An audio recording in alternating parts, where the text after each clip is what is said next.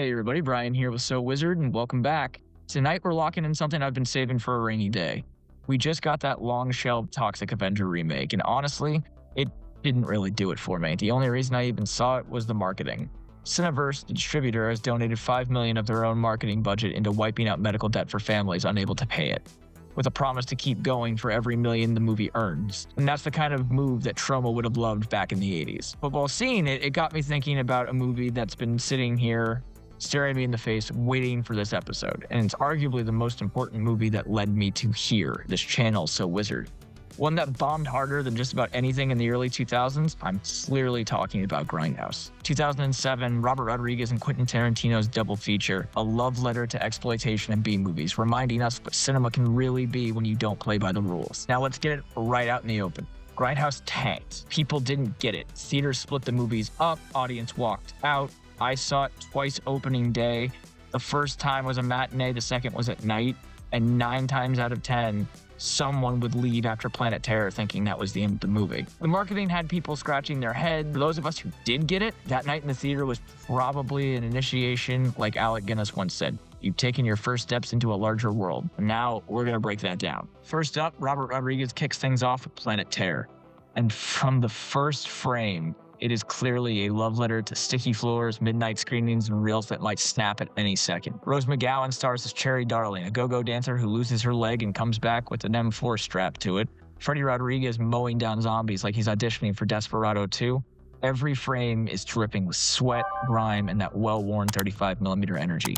Rodriguez even baked the scratches and cigarette burns into the film itself. Shooting the movie digitally, there is actually a pristine version if you have the extended cut on any form of physical media. He added missing reels where the story just kind of jumps ahead, and it works out in a way that would have played how exploitation prints looked after being passed around from drive-in to drive-in. It's not about realism, it's about feeling like you're in on the secret, like you're watching something only for you and a select few audiences. And that's the thing that's always stuck with me. Planet Terror isn't parody, it's celebration. Rodriguez loved these movies, citing John Carpenter as his biggest inspiration. He went all in. Cheap gore, insane stunts, the works.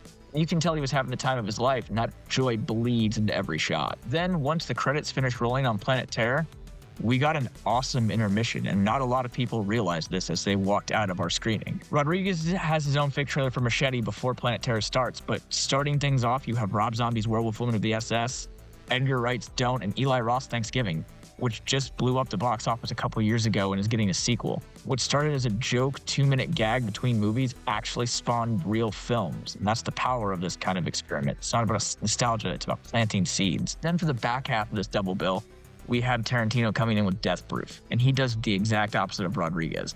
Where Robert gave us pedal to the metal chaos, Tarantino slows it way down.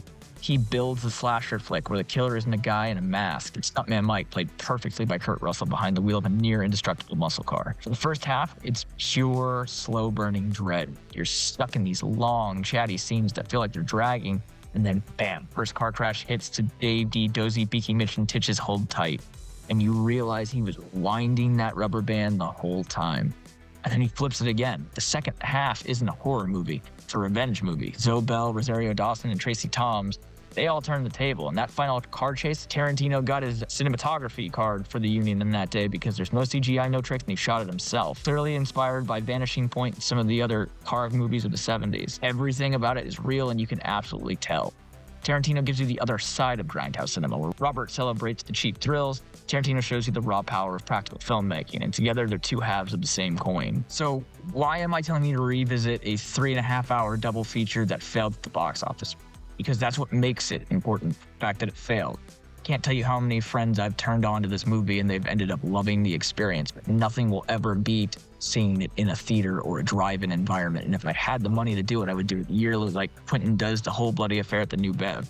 It didn't make money, but it made filmmakers. It showed an entire generation that the camera is a weapon and the movie is their playground. Grindhouse script isn't about budget, it's about attitude. And for me, walking out of that theater in 2007 was a turning point. I was into movies at this point, but this was kind of the gateway drug for double features, late night drive-in marathons, all of that led here to double barrel cinema. So tonight, if you have the opportunity, it's on Tubi for the double feature, or you can try and find the actual collector's edition. There's a lot of versions that just give you the extended cuts.